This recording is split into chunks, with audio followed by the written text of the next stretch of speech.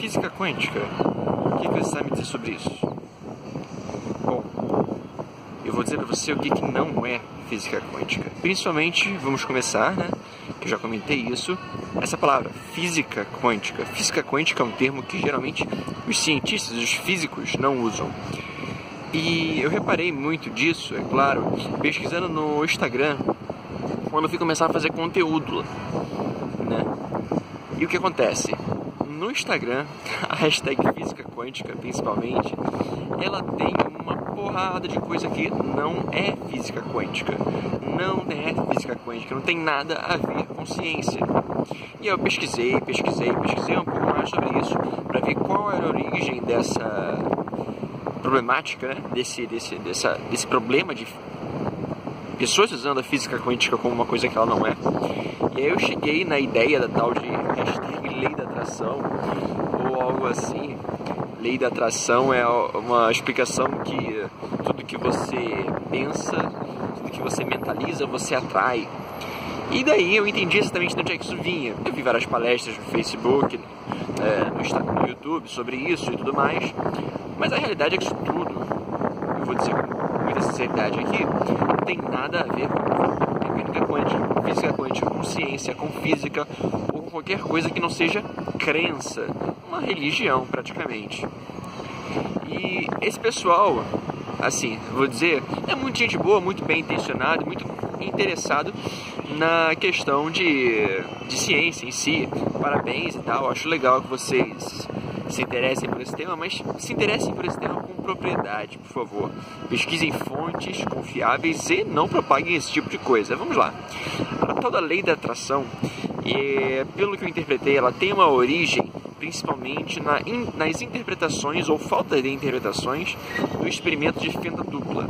Esse experimento de fenda dupla é um experimento que é muito abordado na divulgação científica básica sobre mecânica quântica, que fala sobre um feixe de elétrons, principalmente, né, tipo uma chuva de elétrons que vai sobre uma parede que tem dois furos muito próximos, né, que é a fenda dupla. E nem furo, na verdade, são traços, né, paralelos, principalmente. E o que acontece é que as pessoas perceberam então que o elétron ele tinha um comportamento de onda e não de partícula, né, não de bolinha, como as pessoas achavam que ele tinha. E aí ficou toda essa questão um pouco confusa sobre o que realmente acontecia. E aí eles mediam os elétrons em cada uma das fendas para ver para onde eles passavam. Porque se ele era uma bolinha, as pessoas esperavam uma coisa. Se ele era uma onda, as pessoas esperavam outra. Mas na verdade elas ficaram confusas porque elas conseguiram medir os dois tipos de fenômeno. E o que acontece é que quando elas mediram então em cada uma das fendas e elas mediram que o elétron ele estava presente na fenda que a pessoa media, ou seja, eu vou medir na fenda 1, aí o elétron aparece na fenda 1. Eu vou medir na fenda 2, aí o elétron aparece na fenda 2. E as pessoas ficaram tentando entender o que é isso. Quer dizer então que o elétron aparece onde eu quero que ele apareça? Né? E aí, essa é a confusão inicial do experimento de fenda dupla.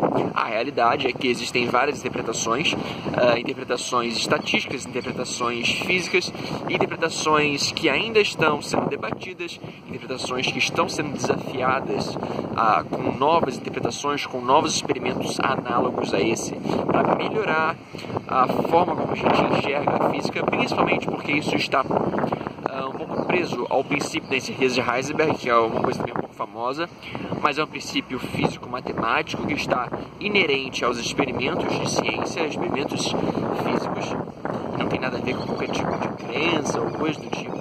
Mas o que acontece é que essa pequena abertura nessa ideia de que os elétrons estavam se comportando como se eles tivessem vontade própria ou como se a gente tivesse um controle mental sobre o experimento é muito maluca, porque ela tem uma origem principalmente porque as pessoas falam de observador, né?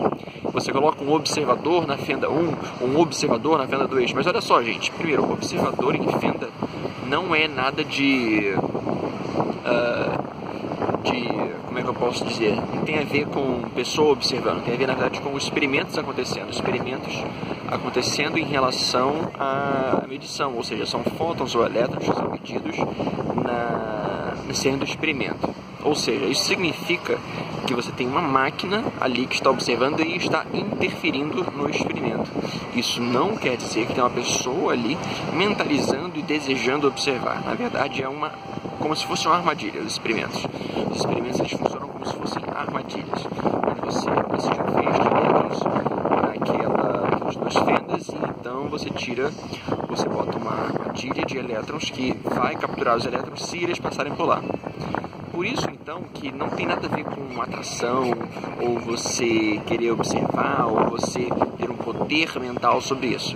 Então, se alguém estiver falando sobre lei de atração, sobre poder mental, sobre atração de qualquer coisa, isso é mentira. Ou ignorância.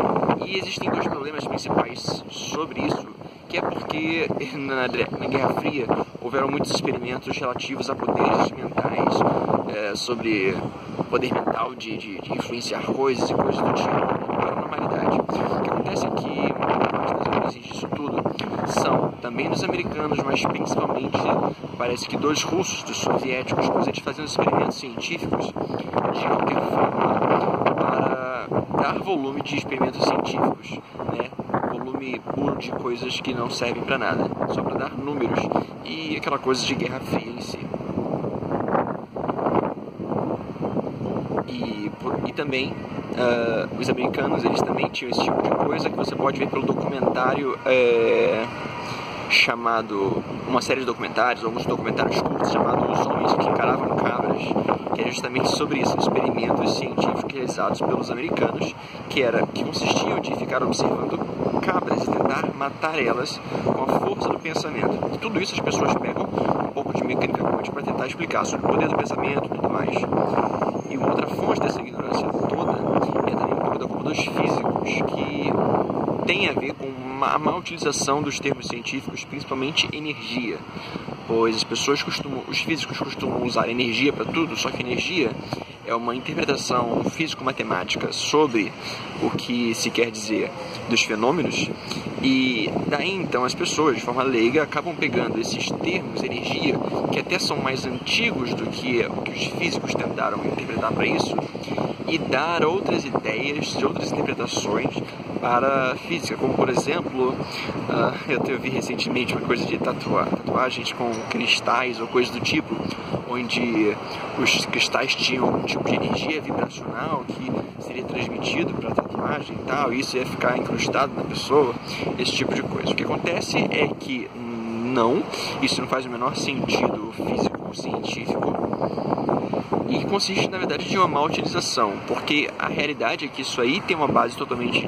esotérica, de crença e coisas do tipo, mas não uma base científica concreta. Não tem nada de ciência aí, nada. De crença tem muito. Você pode também conferir isso melhor numa palestra até que foi dada lá no CPPF, onde eu faço meu doutorado, que é chamada Energia Pura ou Congelo. Ela está disponível no YouTube e explica um pouco sobre a culpa dos físicos em utilizar mal o termo energia. A gente não deve usar esse termo tanto quanto é usado, porque energia é o termo mais maldito para ser utilizado nessas coisas esotéricas. Então é isso, ok? Não acreditem nesse tipo de coisa.